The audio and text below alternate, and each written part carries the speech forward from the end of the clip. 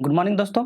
तो आप लोग कैसे हैं? आशा करता हूँ आप लोग ठीक ही होंगे। तो आज की क्लास आप लोगों के लिए बहुत इंपॉर्टेंट होने वाली है, क्योंकि इसमें आज हम लोग देखेंगे वाले हैं जो बिहार शिक्षण कला बिहार का जो स्टेट का जो एग्जाम दे रहे हैं उसके लिए इंपॉर्टेंट होगी, क्योंकि इसमें हम लोग करेंगे बहुत ही इंपॉर्टेंट टॉपिक के साथ जो आपके एग्जाम के लिए उपयोगी रहेगा। तो हम लोग करेंगे शिक्षण कला और दक्षता जो भी है उससे जो पेपर में क्वेश्चन बनता है, पेपर 1 या पेपर 2 जो कोई भी रखे हैं, तो दोनों के लिए ये वाला इंपॉर्टेंट रहेगा। ठीक है, 1 मिनट कलर इसको चेंज कर लेते हैं।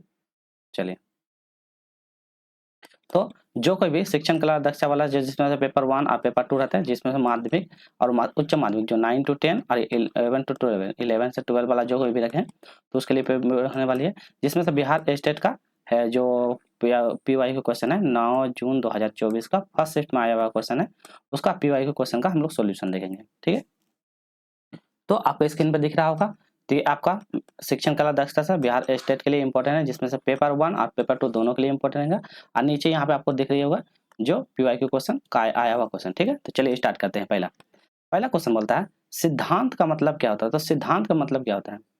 पहला ऑप्शन है सिद्धांत का सख्ती से पालन किया जाना चाहिए, शिक्षार्थियों और अभिभावकों के लिए होता है, पर्यवेक्षक और प्रशासकों के लिए होता है, और ऑप्शन में हमारे सेवक बने हम स्वामी नहीं। तो इसमें मतलब सिद्धांत का मतलब क्या होता है, सिद्धांत होता क्या? चलिए, तो सही आंसर होगा ऑप्शन नंबर डी। क्या बोलते हैं? हमारे सेवक बने हम स्वामी नहीं। तो ये पूछा गया था सिद्धांत मतलब क्या था, आपका एक वगैरह सिद्धांत होना चाहिए जिसका अर्थ होता है किसी व्यक्ति की सेवा, उनकी सहयोग, उनकी भावना करना। तो मतलब क्या करना? सेवा करना, सहयोग करना और उनकी भावनाओं, तो भावनाओं का सहायता करना, तो ये होता है इसके अंतर्गत में आता है। ठीक है, तो ये इंपॉर्टेंट है, इसको भी याद रखना है। और इसमें क्या कहता है, इसमें कार्य को करना अपने सेवा के प्रति, सत्ता पे नियंत्रण नहीं करना रहता। तो सत्ता पे नियंत्रण इस पे करने का अधिक नहीं रहता है। क्वेश्चन नंबर 2, एक अच्छा शिक्षक होना चाहिए। तो अच्छा शिक्षक होना चाहिए क्या है? एक ना, ये कलर ठीक नहीं लग रहा है, हम कलर चेंज कर देते हैं।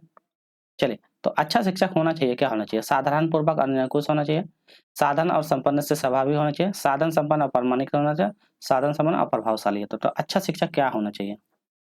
चलिए, तो एक अच्छा शिक्षक क्या होना चाहिए? वो अच्छा शिक्षक सहभागिता और मतलब ये होना चाहिए। तो ऑप्शन नंबर बी हो जाएगा साधन संपन्न और सहभागिता।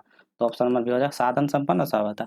मतलब अच्छा शिक्षक में आप क्या ढूंढ सकते हैं, वो क्या करेगा, बच्चों के हितों के लिए हमेशा क्या कहता है तत्पर रहना चाहिए। बच्चों को कोई भी नेगेटिविटी रहता है तो उसको क्या कहता है प्रोत्साहित करना है, ना कि उसको दंड देना। तो उसको प्रोत्साहित करने के लिए आगे करना चाहिए। ठीक है, उनका व्यक्तित्व अच्छा होना चाहिए।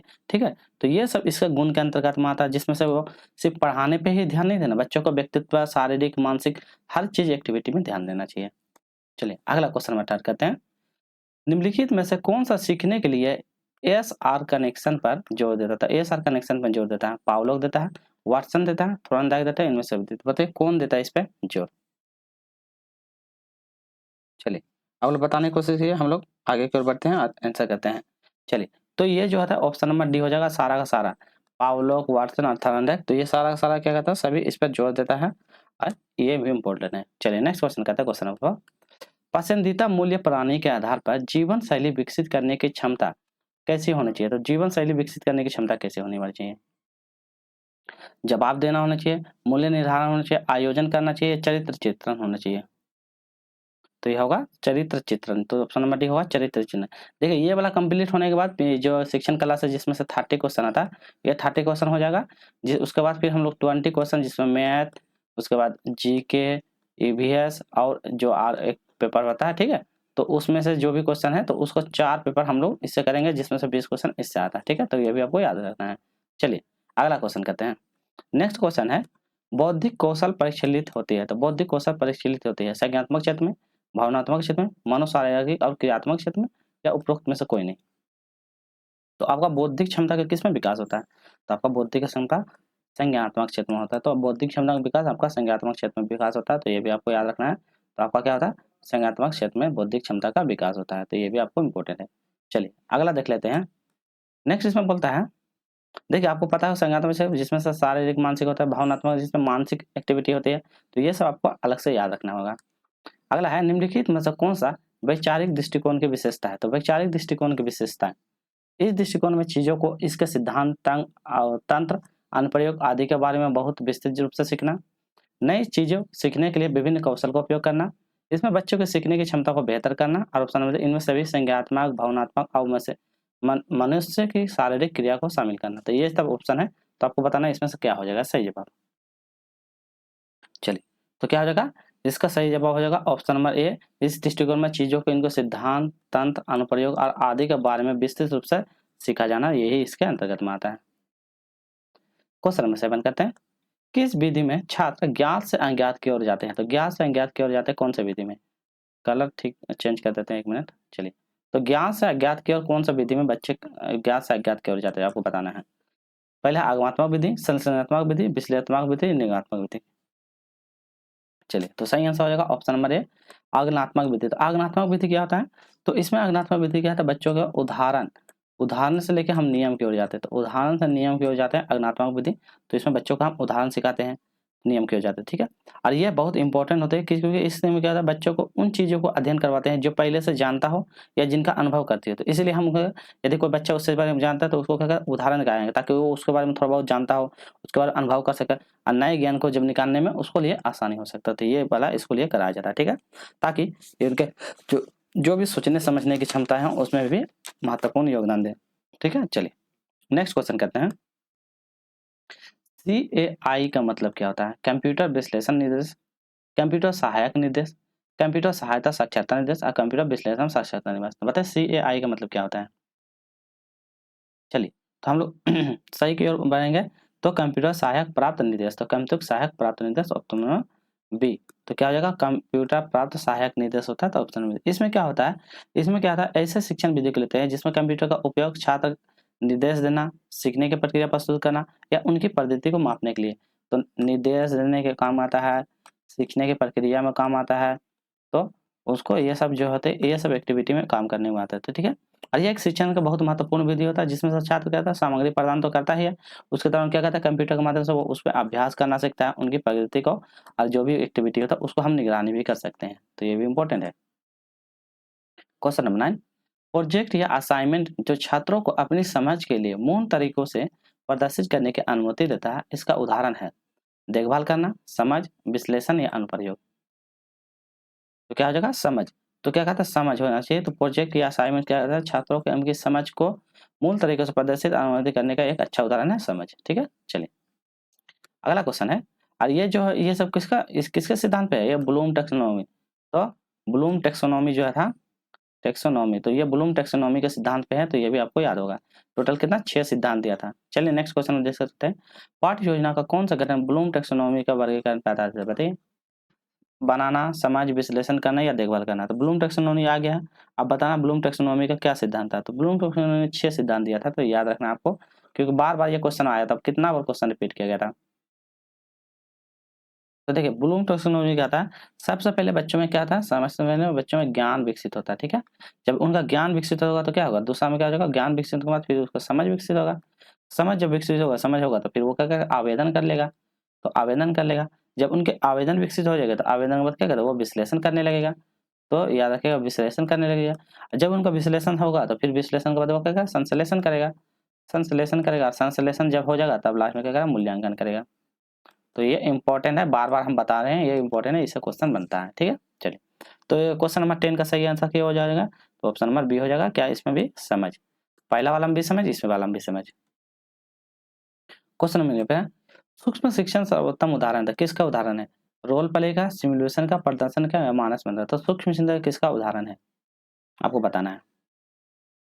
चलिए, तो हम लोग सही आंसर क्या बात है, 11 का सही आंसर ऑप्शन नंबर क्या होगा था, ये प्रदर्शन था। ऑप्शन नंबर सी हो जाएगा, प्रदर्शन का सूक्ष्म शिक्षण उदाहरण है, तो इंपॉर्टेंट है, रखिएगा।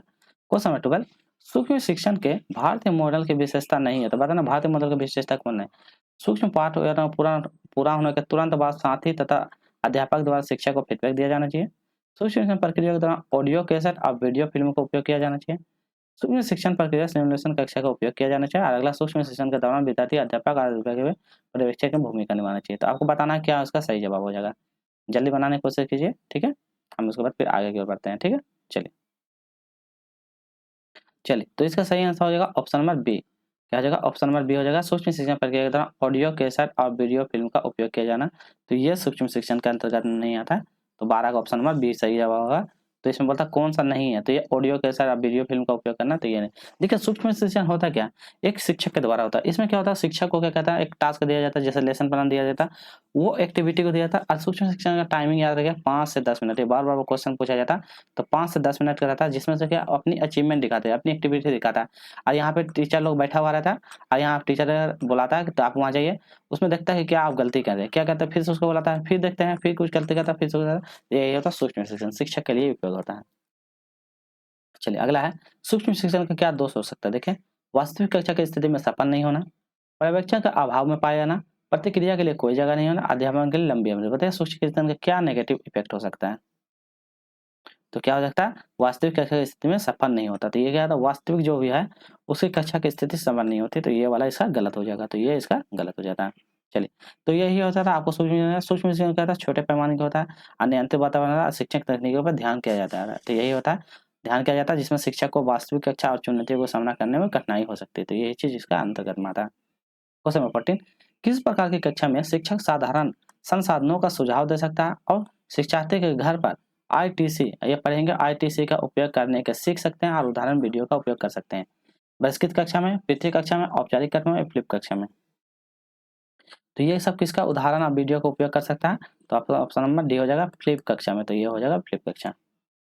चलिए, फ्लिप कक्षा क्या आता है तो वो भी बता देते हैं। फ्लिप कक्षा क्या होता है, फ्लिप कक्षा एक विद्युत होती है जिसमें क्या होता है, शिक्षक कक्षा में पढ़ाने जाने से पहले विषय और संसाधनों का सुझाव देते हैं, और मतलब कि वीडियो और शिक्षार्थी इन्हें घर में देख सकते हैं, तो वही सुझाव देते हैं कि तुम फ्लिप कक्षा में यही इंतजाम है, तुम अपना सुझाव देते हैं, और फिर उसके बाद क्या होता है, कक्षा के समय उपयोग करके फिर इन विषयों पर चर्चा, सवाल और ये भी डिस्कस करने का काम होता है फ्लिप कक्षा में।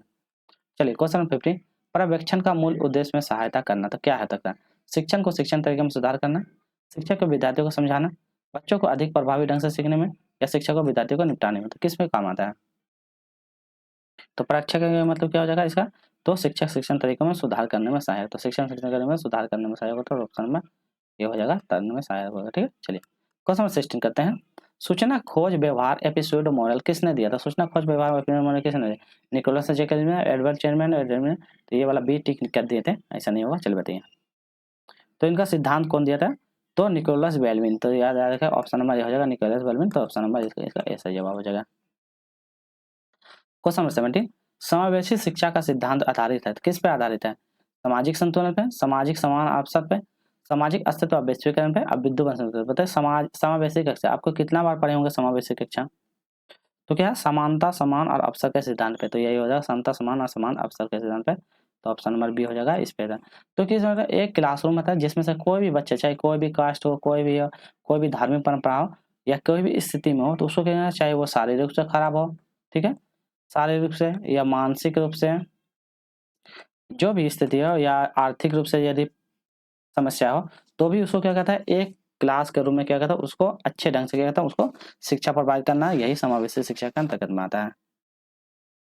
चलिए क्वेश्चन नंबर 18, शिक्षण में सफल होने के लिए शिक्षक को अपने काम के प्रति समर्पित होना चाहिए क्या, अपने विद्यार्थियों की मदद के लिए सदैव तत्पर रहना चाहिए, छात्र के प्रति सम्मान कमी होना चाहिए, छात्रों के साथ पक्षपात व्यवहार करना चाहिए, भावनात्मक रूप से अपरिपक्व है। देखिए नेगेटिव इसमें दिख रहा है, तो नेगेटिव को काट दीजिए फट से।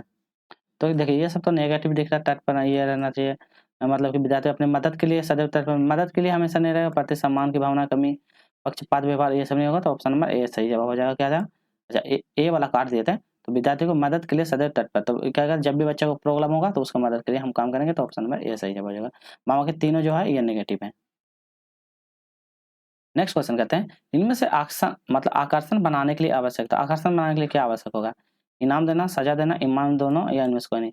तो आकर्षण बनाने के लिए आप क्या कर सकते हो बच्चों के लिए, तो क्या कर सकते हैं, हम उनको इनाम भी दे सकते हैं और सजा भी देते हैं। तो आकर्षण करने के लिए हम उसको इनाम देंगे, तो बच्चा क्या कहता है, लालच में आएगा, वो ज़्यादा एक्टिविटी दिखाएगा, ज़्यादा कोई प्रति मतलब कोई भी टॉपिक को ज़्यादा ये करेगा, होमवर्क देंगे तो इनाम के प्रति हो जाएगा, ठीक है, तो वो ज़्यादा इस पर ध्यान देता है। नेक्स्ट क्वेश्चन, जबकि वो नेगेटिव है, आप शिक्षण के पेशा इसलिए अपनाना चाहते हैं, तो आप वो शिक्षण का पेशा इसलिए अपनाना चाहते हैं क्योंकि, तो आप शिक्षण का पेशा क्यों अपनाना चाहते हैं, आप टीचर क्यों बनना चाहते हैं, आपके बारे में कई अन्य लोग शिक्षक इसीलिए बनना चाहते हैं, आजीविका कमाने के लिए कोई अन्य विकल्प नहीं इसीलिए कमाना चाहते हैं, बच्चे अधिक आदर और सद्भाव रखते हैं इसलिए, या अपने भावी नागरिक को संभालने और प्रशिक्षण करने का अवसर मिलता है इसलिए। बताइए क्या होगा इसका सही जवाब। देखिए नेगेटिव तो काटिए, ये नेगेटिव है, ये नेगेटिव, ये नेगेटिव है, तो ऑप्शन नंबर डी हो जाएगा पॉजिटिव, तो अपने भावी नागरिक का संभालने के प्रशिक्षण का अवसर मिलता है। नेक्स्ट क्वेश्चन, मूल्यांकन की त्रुटि है, तो मूल्यांकन में क्या नेगेटिव है? व्यक्तित्व त्रुटि, संचारात्मक त्रुटि, स्थिर त्रुटि या सभी? तो क्या आ जाएगा मूल्यांकन में? ये तो हल्का ही क्वेश्चन मूल्यांकन, तो ओवरऑल सभी सभी। तो मूल्यांकन में क्या हो जाएगा? तो व्यक्तित्व त्रुटि, चयनात्मक और स्थिरता। तो मूल्यांकन क्या होता था? यही सब होता है, ये सब इसके अंतर्गत में आता है, ठीक है, ये मापदंड के अंतर्गत में आता है। नेक्स्ट क्वेश्चन करते हैं हम लोग।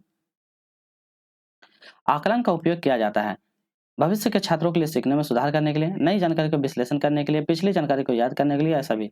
तो आकलन का इस्तेमाल हम लोग क्यों करते हैं बताइए? तो आकलन का इस्तेमाल क्यों करते हैं? आकलन का इस्तेमाल हम भविष्य में जानकारी जो भी है अपने उसको सुधार करने के लिए, जो भी आपके पास नई जानकारी है उनको विश्लेषण करेंगे, संश्लेषण करने में काम कर सकते हैं, और पिछली जानकारी जो भी है आपको याद करने में, तो ऑप्शन नंबर डी सारा का सारा हम चीज आकलन का इस्तेमाल करने का काम करते हैं।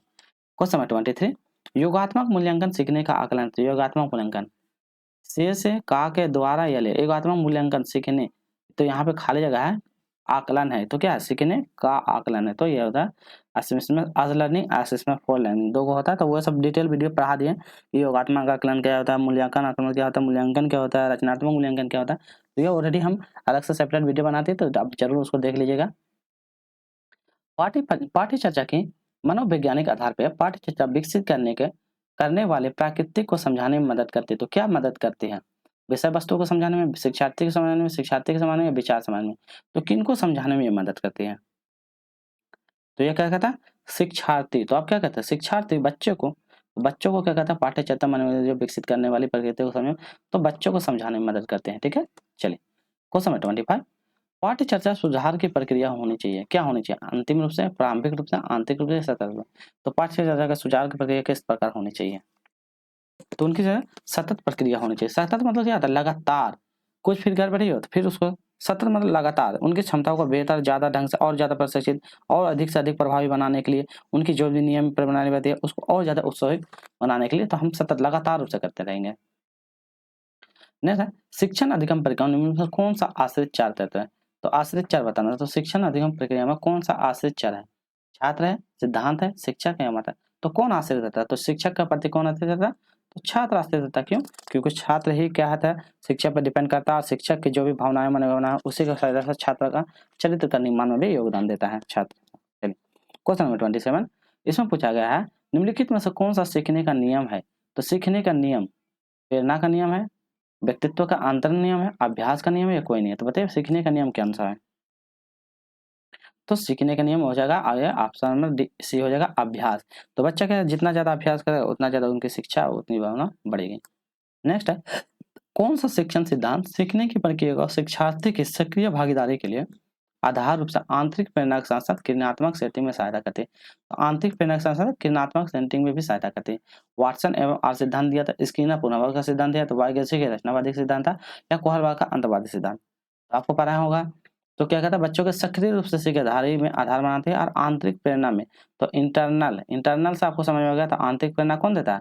वाइगोसी, इनर थिंकिंग। और देखिए एक प्राइवेट स्पीच होता है, तो एक प्राइवेट स्पीच होता है और एक होता है इनर स्पीच। आप लोग पढ़ेंगे इनर स्पीच। तो बच्चा क्या करता है? आंतरिक से एक होता है खुद से बात करके सीखते हैं, और एक होता है एक बात करता है पर दूसरों को सुनाई देता है, और एक बात करता है मन ही मन बात करता है। तो आप लोग पढ़े होंगे। ये तो वाइगोस्की ने क्या देता? जेडपीडी का सिद्धांत दिया था, जिसमें से बच्चे क्या कहता है मतलब कि जेडपीडी एक फॉर्म ये वाला रहता है, क्षेत्र रहता है, फिर ये क्षेत्र रहता है, ये क्षेत्र। तो बच्चे मान लो कुछ सीख रहा था जेडपीडी का सिद्धांत, जेडपीडी मतलब जोन ऑफ पर्सनल डेवलपमेंट, बच्चे कुछ सीख रहा था, यहाँ पे एक्स्ट्रा इफेक्ट की जरूरत होता है, फिर उसका स्कार फोल्डिंग ये सब दिया था। तो ये सब सिद्धांत दिया था मतलब कि वाइगोस्की। तो ये सब आपको याद होगा। चलिए नेक्स्ट है शिक्षकों की सहायक सामग्री का उपयोग सावधानी पूर्वक योजना और कल्पना करनी चाहिए। तो सामाजिक रूप से योजना और कल्पना करनी चाहिए प्रभावी नागरिक का उत्पादन करने के लिए, इनकी वास्तविक प्रस्तुति करने के लिए, इनकी वास्तविक प्रस्तुति से पहले करने के लिए, या इसकी जानकारी को एकत्र करने के लिए। तो बताइए शिक्षक सहायता सामग्री का इस्तेमाल सावधानी पूर्वक योजना और कल्पना करनी चाहिए। क्यों करनी चाहिए इनको? तो इसलिए करनी चाहिए क्योंकि इनकी वास्तविक परिस्थिति से पहले होना चाहिए। तो इनकी जो वास्तविक परिस्थिति है उनसे पहले होनी चाहिए, तो वास्तविक परिस्थिति से पहले होनी चाहिए। ठीक है चलिए क्वेश्चन नंबर आज का अंतिम प्रश्न सेक्शन कलर से जो भी 30 क्वेश्चन हो जाता है, तो 30 क्वेश्चन आज हम करेंगे। उसके बाद जीके जो जीके का है, ठीक है, जीएस का क्वेश्चन है, मैथ्स का क्वेश्चन है, वो सब क्वेश्चन करेंगे।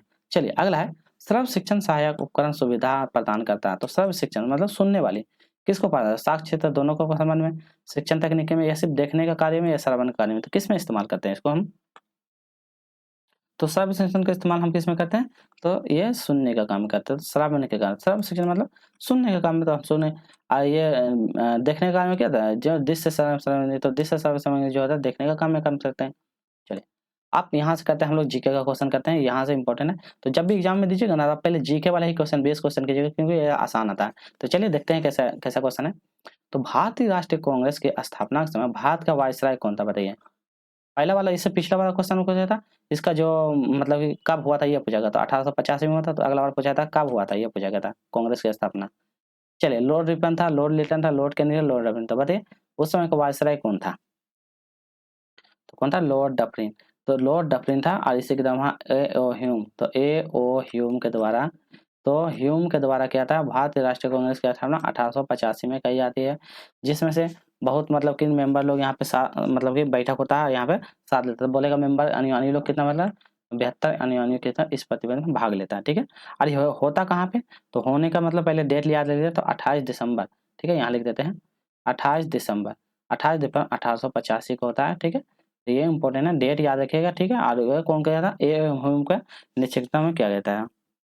चलिए, इनकी बैठक में किया गया था। उसके बाद यहाँ जो जगह का नाम बोले क्या था, बॉम्बे मतलब गोकुल दास तेज प्रकाश संस्कृत महाविद्यालय। तो याद रखिएगा, बॉम्बे का गोकुल दास तेज प्रकाश महाविद्यालय में यहाँ किया गया था। चलिए, तो इतना ही याद रखिएगा। फिर उसके बाद सेकेंड थर्ड होता है, पहले बम्बई होता है, बम्बई कोलकाता मुंबई, बम्बई इस तरह करके फिर बढ़ते जाता है। चलिए नेक्स्ट क्वेश्चन की बात है।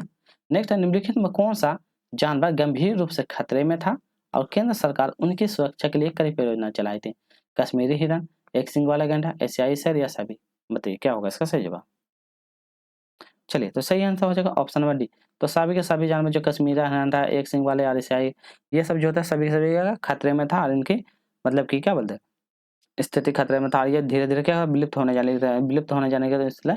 तो संकट, जैसे संकट उत्पन्न जानवर क्या होता है? तो संकट उत्पन्न जानवर जो होता है क्या होता है, मतलब कगार के पे रहते हैं, मतलब विलोपन के कगार पे, तो उसको बोलते हैं संकट उत्पन्न। जैसे कि काला हिरन जो है, आपको याद होगा काला हिरन। तो काला हिरन जो होता है ये संकट कगार का जानवर में, कश्मीरी हिरन जो है, कश्मीरी हिरन, तो ये सब संकट कगार पे जानवर होता है, ठीक है। एक होता है जो संकट कगार का जानवर, जैसे एक सिंग वाला, ये सब भी हो गया। एक होता है सामान्य प्रजाति, तो एक होता है सामान्य, तो सामान्य प्रजाति वाले भी होते हैं। तो ये भी क्या होता है, संकट है, ये भी इसकी संख्या धीरे-धीरे कम होती जा रही है। जैसे कि आपको मान लेते हैं साल हो गया, चीड़ हो गया, तो साल हो गया, चीड़ हो गया, तो ये सब जो होता है ये भी आपको धीरे-धीरे आपको लुप्त होते जा रही दिखती जा रही है। और एक होता है लुप्त प्रजाति, जो मतलब क्या होता है, लुप्त हो गई, लुप्त प्रजातियाँ। तो प्रजातियाँ मतलब लुप्त, लुप्त मतलब छिप गई है, खत्म हो गई। ये वाला प्रजातियाँ होता है जिसमें से क्या होता है, ये अनुपस्थित होता है, ये मतलब जैसे एसाई चीता हो जाएगा, तो ये सब लुप्त प्रजाति के अंतर्गत में आते हैं। क्वेश्चन 38 करते हैं।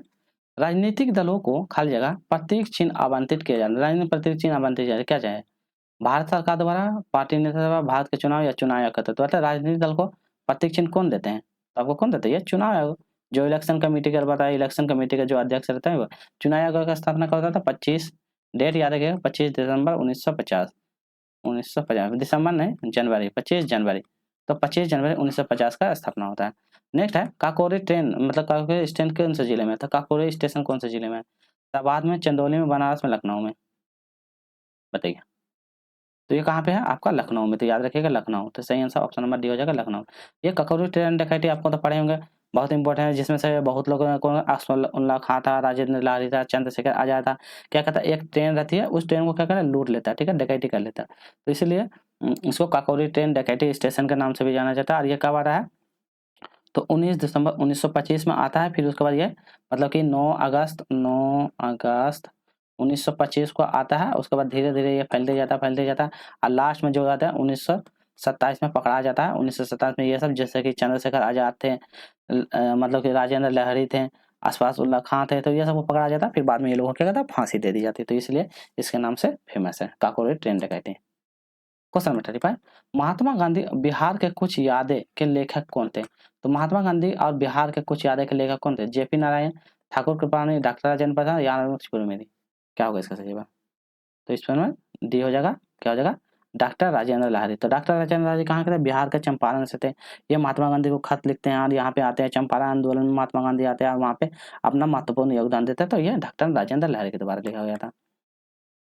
अंतर्राष्ट्रीय ख्याति प्राप्त खिलाड़ी विश्वनाथ आनंद का सबसे संबंध किससे, तो इसका संबंध विश्वनाथ को आपको पता ही होगा, कैरम से, लूडो से, शतरंज, टेनिस। तो ये तो इतना आसान क्वेश्चन है जो बार बार इतना पूछा गया है, तो आपको यह शतरंज से, तो विश्वनाथ मतलब कि जो ये थे किससे थे, तो ये शतरंज से थे। आप शतरंज का क्वेश्चन आएगा तो शतरंज से क्वेश्चन तो बहुत ज्यादा पूछा है। इनको कब कब आवाज कब कब मिला, तो भारतीय शतरंज मास्टर जो राजीव गांधी खेल रत्न पुरस्कार, तो याद रखा राजीव गांधी, इससे क्वेश्चन पूछेगा ये, ठीक है। राजीव गांधी खेल रत्न पुरस्कार, खेल रत्न पुरस्कार, तो खेल रत्न पुरस्कार इसको कब कब मिला, तो ये भी आएगा, तो 1951 में मिला था, मतलब 91 में मिला था, और 1992 में मिला था। 91-92 राजीव इसको खेल रत्न पुरस्कार सम्मान किया था।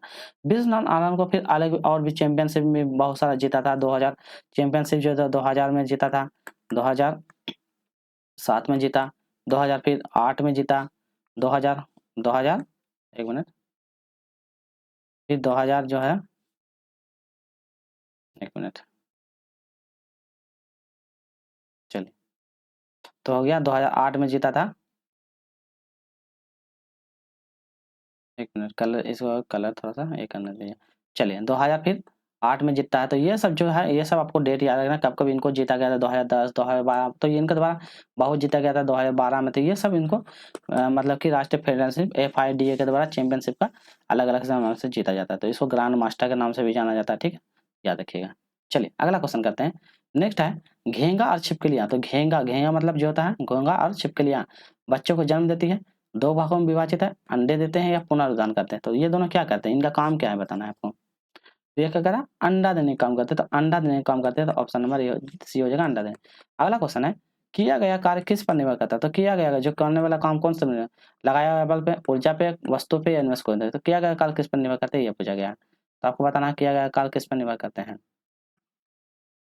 चलिए, तो जो भी किया गया कार्य होता है ये क्या कहता है, लगाया गया बल पर निर्भर करता है। तो ऑप्शन नंबर ये हो जाएगा, लगाया गया। और इसका फॉर्मूला है, तो बल बराबर AF इंटू एस बराबर FS कोस थीटा। तो याद रखा FS कोस थीटा। तो ये फॉर्मूला था, F इंटू एस बराबर FS कोस थीटा, मतलब किया गया कार्य उनके दिशा में होती है, ठीक। और ये भी जान लीजिएगा, बल कार्य और विस्थापन जो होता है एक प्रकार अदिश राशि होता है। तो ये हो जाएगा बल कार्य और विस्थापन, ये क्या होता है, ये सारे अदिश राशि।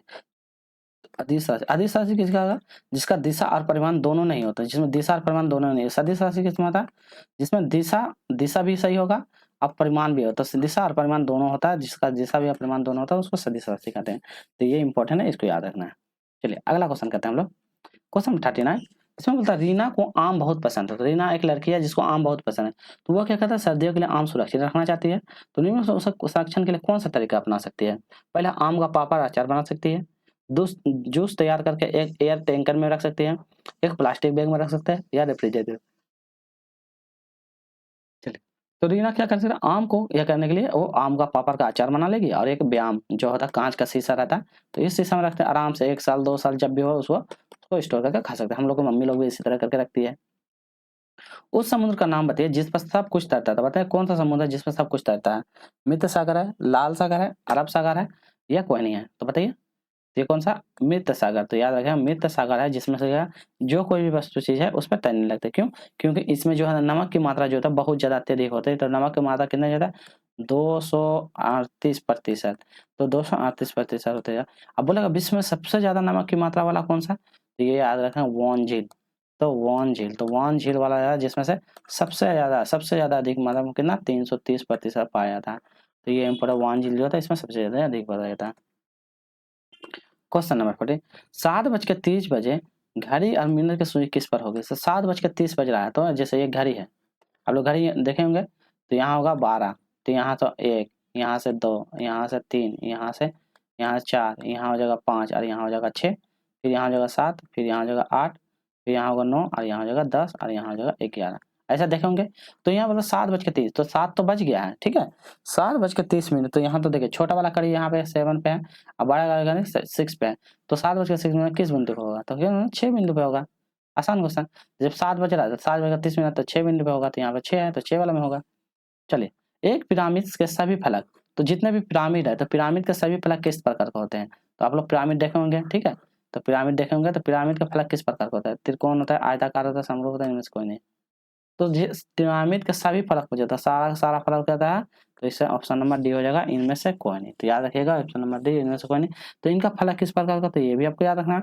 तो त्रिभुजाकार होता है, त्रिभुजाकार। अभी जस्ट हम बताए ना त्रिभुजाकार, ऐसे पिरामिड है, पिरामिड देखेंगे तो ये त्रिभुजाकार के होते हैं, आयताकार हो गए और पंचभुकार। तो आयताकार भी होते हैं, आयताकार और पंचभुकार, ठीक है। तो पंचभुकार, देखिए यहाँ बोला सभी फलक, तो सभी फलक में त्रिभुजाकार, आयताकार, पंचभुकार। इसमें आयताकार है पर सभी फलक नहीं ना है, तो ऑप्शन में इसलिए गलत हो गया था। चलिए अगला नंबर क्वेश्चन 42 में देख लेते हैं। 1/2 प्लस 1/4 किसके बराबर है? तो 1/2 प्लस 1/4 किसके बराबर होगा बताइए। क्या करें, दोनों का एलसीएम लेंगे तो कितना है 4, फिर हो जाएगा 2 हो जाएगा, फिर उसके बाद 1 हो जाएगा, तो क्या हो जाएगा 3/4। ठीक, कितना आसान आसान क्वेश्चन हो जाएगा, एकदम मतलब बच्चा वाला क्वेश्चन मिला है। क्वेश्चन 44 देखिए 29 माइनस माइनस 63, तो 29 माइनस माइनस 63 तो क्या हो जाएगा 29 तो रहेगा, माइनस माइनस जब हो जाएगा तो ये प्लस 63 हो जाएगा, क्योंकि माइनस और माइनस जब होता तो वो जुड़ जाएगा, और जुड़ेगा तो इसका आंसर हो जाएगा 92। तो यहाँ जो होगा 92। क्वेश्चन नंबर 45 देखिए ये 18 यहाँ दिया -18 आप भागा 2, तो -18 भागा 2 क्या होगा, ये क्वेश्चन पूछा गया। एकदम बच्चा वाला सा क्वेश्चन होता है, एकदम -9 हो जाएगा। इसलिए आपको बोलते हैं एग्जाम मैथ में पहले ये सब बना लीजिएगा। पहले वाला दिए गए प्रश्न चिन्ह का सही स्थान बताएं। एक फिगर इधर से जा रहा है, एक फिगर इधर से जा रहा है, एक उधर जा रहा है, ठीक है।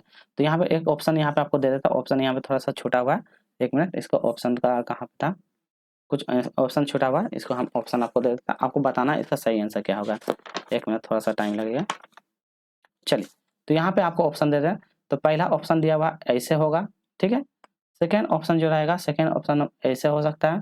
थर्ड ऑप्शन जो रहेगा, थर्ड ऑप्शन ऐसे हो सकता है, और फोर्थ ऑप्शन नंबर जो डी है, ऑप्शन नंबर डी में ऐसे होगा। तो आपको बताना है कौन सा इसमें सही हो जाएगा। 1 2 3 4 दिया गया है, तो विकल्प को आप ध्यान से देखिए सबसे पहले ऐसे आ रहा है, फिर क्या ऐसा हो रहा है, तो मतलब कि क्या ऐसे होने के बाद ये नेगेटिव मतलब घूम रहा है एंटी क्लॉकवाइज, फिर ये ऐसे ऊपर जा रहा है तो ये कोई घूमेगा नेगेटिव, तो ये anti clockwise, option number D हो जाएगा। तो ऑप्शन नंबर डी हो जाएगा। देखिए कैसे गया, एक ऐसे गया, फिर जो यह था ऐसे जाकर फिर ऐसे मुड़ा, तो ऐसे घूम रहा, तो ये घूमने का काम होगा 90 डिग्री, नेगेटिव की ओर घूम रहा, तो नेगेटिव घूम रहा, तो ये भी नेगेटिव घूमेगा, ऑप्शन नंबर डी हो जाएगा। 47 देखिए किसी सांकेतिक भाषा में ए एन टी को ये इस प्रकार लिखा जा सकता है, ठीक है। तो ए एन टी को हम इस प्रकार के लिखते हैं, तो उसी भाषा में एप्पल को क्या लिखेंगे। तो देखिए ए मतलब 1 दिया हुआ है, तो ए एन टी, तो ए एन टी, तो ए मतलब 1, एन मतलब कितना एम एन, एन मतलब होता है एम का एन 14, और ई जे ओ टी टी मतलब 20, तो 20 10 कितना हो गया 20 10 30 34 35, देखिए 35 हो गया, तो वैल्यू को प्लस होता है, तो एप्पल का भी इस तरह लिख सकते हैं। तो एप्पल, एप्पल का था 1, ई जे एन ओ पी, ओ के बाद पी, तो ओ के बाद पी हो जाता एम एन ओ के बाद पी हो जाता, तो ये दोनों 16 16 हो जाएगा। एल, एल का मान क्या है, जे के बाद के एल, एल का मान 12 और ए का मान होता है 5। देखिए ये वाला सीक्वेंस यदि आपको नहीं पढ़े होंगे तो ये वाला हम ऑलरेडी वीडियो बता चुके हैं, तो जो नहीं पढ़े होंगे तो जरूर उसको बना लीजिएगा, क्योंकि इस टाइप का क्वेश्चन बहुत सारा करवा दिए। इसको जब जोड़िएगा तो क्या हो जाएगा 50, जोड़िएगा तो क्या हो जाएगा आंसर हो जाएगा 50, ठीक है। अगला है यदि किस सोसाइटी को हम इस प्रकार लिख सकते हैं, तो उसी भाषा में जनरल को हम क्या कर सकते हैं। चलिए ऐसा कहते हैं SOCIETY, सोसाइटी लिख दें, तो इसको लिखते हैं OSI, लिख देते हैं C, उसके बाद Y, उसके बाद T, और उसके बाद E। तो देखिए क्या क्या क्या इनको हम कलर चेंज करते हैं। पहले इधर वाला भी लिख देते हैं, इधर वाला है जनरल GE, क्या है NE, उसके बाद RAL जनरल है। उसके बाद हम कलर चेंज करते हैं। आप लोग बनाइए क्या कौन सा सही होगा इसका, फिर उसके बाद हम लोग आगे कर बढ़ेंगे। चलिए आप लोग बनाने की कोशिश कीजिए, खुद से भी पैसे प्रैक्टिस करना चाहिए। चलिए तो देखिए सोसाइटी, तो देखिए ये ओ इधर आ गया, ए इधर आ गया, फिर देखिए सी, देखिए कहाँ पे है, देखिए आई यहाँ पे आ गया, सी इधर, समझ में आ रहा है। उसके बाद थर्ड में नहीं आ रहा है, देखिए थर्ड में नहीं आ रहा है, तो थर्ड में क्या करा, थर्ड में वैल्यू को उलट पुलट दिया, ई को यहाँ पे कर दिया, वाई को यहाँ कर दिया, और टी अपनी जगह पे ऐसा किया। तो ये देखिए इस तरह किया, तो इसी तरह देखिए हम क्या करेंगे, ई को पहले यहाँ करेंगे, जी को हम यहाँ कर देंगे, फिर ई को हम यहाँ कर देंगे, एन को यहाँ कर देंगे, ये हो गया ठीक। अब इसमें थर्ड में क्या कर सकते हैं, ए तो अपने जगह पे रहेगा, एल जो इधर आ जाएगा तो एल यहाँ हो जाएगा, आर इधर आ जाएगा तो आर यहाँ हो जाएगा। तो देखिए EGEN LAR, तो LAR, तो लास्ट में LAR कहीं पे, LR यहाँ पे है, LR यहाँ पे है, तो ये सब काटिए, कट गया। उसके बाद EGEN, तो EGEN, तो देखिए EGEN, तो ऑप्शन नंबर ए पे आ जाता है, तो ऑप्शन नंबर ए सही हो जाएगा, ठीक है। बहुत ही अच्छा क्वेश्चन था ये वाला। चलिए ये वाला क्वेश्चन देखिए, इसमें क्या गया है, आपको ये फिगर दिया था, इसमें से दिया हुआ यहाँ पे होगा 25 जो होता है ये क्रिकेट है, ठीक है। तो ये क्रिकेट खेलता है, जिसमें से ये वाला मिला हुआ है, यहाँ से ऐसे मैच किया हुआ है, और इसमें से 16 आदमी जो है दोनों चीज खेलता है। यहाँ पे हो जाएगा टेनिस, तो यहाँ लिख देते हैं हम टेनिस, ये टेनिस खेलता है, जिसमें से 22 आदमी टेनिस खेलता है, और यहाँ पे एक 40 ये टोटल यहाँ पे 40 आपको दिख रहा होगा, ये 40 है, ठीक है। इस प्रकार का है। तो आपको बता उस व्यक्ति की संख्या बताना जो कोई भी खेल नहीं खेलता। तो कोई भी खेल नहीं खेलने वाला, तो देखिए कोई भी खेल नहीं खेलने वाला क्या हो सकता है, तो जो कोई भी नहीं खेला। तो देखिए इसमें क्या है, टोटल आदमी मेरे पास कितना है 40, हम लिखेंगे 40 तो है ही। अब देखिए 40 में से 25 लोग क्रिकेट और 22 लोग टेनिस, तो इसमें से 16 आदमी जो है सब खेलता है। तो 25 में हम 16 घटा देंगे, तो 25 माइनस 16 घटा देंगे, ठीक है। तो पहला आदमी निकल जाएगा, फिर माइनस करेंगे, फिर 22 माइनस 16 कर देंगे, तो 22 माइनस 16 कर देंगे। क्यों? क्योंकि ये दोनों चीज कर रहा है ना, क्रिकेट भी खेल रहा है टेनिस भी खेल रहा है, तो दोनों को अलग अलग घटा देंगे। अब इसको दोनों को सोल्व करना है, तो दोनों घटाइए। चलिए तो आप देखिए पहले ये दोनों घटेगा, फिर ये दोनों घटेगा, ठीक है। और ये दोनों घटेगा, उसमें बोलता है कौन भी नहीं खेलता है। टोटल मेरा 40 था, अब 25 में से 16 घटाइएगा तो कितना आएगा, 9 आएगा। तो यहाँ 25 में से 16 घटाएंगे तो मेरा क्या आ जाएगा, 9। एक मिनट रुकना है, 25 तो 16 17 18 19 20 21 22 23 24 25, तो मेरा 9 आ गया। फिर अगला है, इसमें से घटाइएगा तो कितना होगा, 16 17 18 19 20 21 22, तो यहाँ आएगा 6, ठीक है। तो 9 आ गया, यहाँ 6 आ गया। अब दोनों में से क्या कहता है, दोनों को जोड़ देना है। तो 9 और 6 कितना हो जाएगा, 6 2 6 6 12 13 14 15 15 हो जाएगा। तो इसमें से हम 15 घटा देंगे। एक मिनट, 25 माइनस 9 प्लस 16, अच्छा एक मिनट, इसमें से थोड़ा सा कुछ उल्टा पुल्टा हो गया। 9 प्लस 16 प्लस 6, इसमें हो जाएगा 9 आएगा ओवरऑल, उसके बाद प्लस 16 आएगा। देखिए इसमें ये थोड़ा सा यहाँ पे मिस्टेक है, ऐसा नहीं होगा। देखिए इसमें क्या है, टोटल मेरे पास 40 आदमी है, ये तो फिक्स है, ये 40 रहेगा। इसमें से क्या हो जाएगा, 25 में से इसमें घटाइएगा तो 9 आदमी ऐसा है जो सिर्फ एक चीज खेलता है, ठीक है। इसमें से 22 में 22 है, तो 22 में 16 घटाइएगा तो बचेगा 6, तो प्लस 6 आदमी ऐसा है जो वो भी अलग करता है। और एक 16 ऐसा आदमी है जो क्या करता है, दोनों चीज खेलता है। तो इसमें बोलता है कोई भी नहीं खेलता, तो दोनों वाला को भी ऐड करेंगे ना, क्योंकि ये दोनों चीज खेलता है। तो ये टोटल सबको घटाना है, तो ये वाला टोटल जोड़िएगा तो इतना आएगा 31, ठीक है। तो 41 माइनस 31 कीजिएगा तो आपका आंसर आएगा 9, ठीक है। इस तरह होगा, क्योंकि टोटल मेरे पास 40 था, जिसमें से ये दोनों घटाएंगे तो ये 9 है, हो सकता है दोनों में से क्रिकेट ये खेला। फिर अगला है, ये दोनों घटाएंगे तो मेरा 6 आएगा, और ओवरऑल मेरे पास 16 ऑलरेडी है जो दोनों चीज खेलता है। तो इसमें बोलता है नहीं खेलने वाला, तो ये तो दोनों चीज खेलने वाला है, ये एक चीज खेल रहा है, ये एक चीज खेल रहा है, तो इसमें बोलता है नहीं खेलने वाला, बस सबको जोड़ के इसको घटा देना, तो ये घटा देना। चलिए आज का अंतिम प्रश्न देख लेते हैं। 5 लड़के एक वृत्ताकार घेरा में बैठा हुआ है, ये घेरा बनाएंगे, ये घेरा बनाएंगे, ठीक है। तो इतना इतना दिया हुआ है, आप क्वेश्चन पढ़ेगा, ए जो है आर और डी के मध्य, तो आर और डी के मध्य में ए है। तो देखिए यहाँ मान लेते हैं हम आर है, यहाँ मान लेते हैं डी है, इधर मानेंगे डी, इधर मानेंगे आर। जब भी बनाएगा तो इस प्रकार 2 सीक्वेंस है और बीच में ए है, तो बीच में ए बैठा देते हैं, ठीक है। अगला पढ़िए, ए जो है बी के बाईं ओर, तो एस का कहीं जिक्र नहीं है। आर एस के बाईं ओर, तो एस के बाईं ओर, तो एस कहाँ पे है देखिए, तो आर एस के बाईं ओर है, तो आर एस के बाईं, तो देखिए एस यहाँ आर यहाँ, तो एस के बाईं ओर होना चाहिए, तो एस के बाईं ओर तो नहीं होगा, गलत हो जाएगा ये। तो आर एस के बाईं ओर है, क्या है, एस के बाईं ओर आ रहा है, तो एस यहाँ देंगे हम, तो एस के बाईं ओर यहाँ आर हो जाएगा, क्योंकि सब आगे की ओर देख रहा है, सब आगे की ओर देख रहा है, आगे की ओर देख रहा है, आगे की ओर देख रहा है। अब ये वाला क्वेश्चन पढ़िए, एस जो है बी के बाईं ओर, तो एस बी के बाईं ओर, तो बी के बाईं ओर एस है, तो बी जहाँ भी होगा उसका बाईं ओर एस है, तो मान लेते हैं हम बी बैठा देंगे यहाँ, तो बी के बाईं ओर एस आ जा रहा है, आ जा रहा है। तो इसमें बताना है कि बताइए ए के ठीक दाएं कौन है, तो ए के ठीक दाएं कौन है आपका आर, तो ए का ठीक दाएं है आर। तो इस तरह करके क्वेश्चन आराम से उसको बनाना है, ठीक है। तो ए का ठीक दाएं कौन है, आर। तो आज का हम टोटल इतना क्वेश्चन कंप्लीट कर लिए, ठीक है। और उसके बाद जो नेक्स्ट क्वेश्चन होगी हम लोग उससे क्वेश्चन करेंगे। आज का हम लोग 29 मई का जो फर्स्ट शिफ्ट का आया था, फर्स्ट शिफ्ट का क्वेश्चन कंप्लीट हो गया। अब उसके बाद जो नेक्स्ट क्वेश्चन आएगी हम लोग इसका सेकंड शिफ्ट में भी क्वेश्चन आया था, उसका सारा पीवाई का क्वेश्चन करेंगे। तो आज के लिए इतना ही, फिर मिलते हैं नेक्स्ट वीडियो में।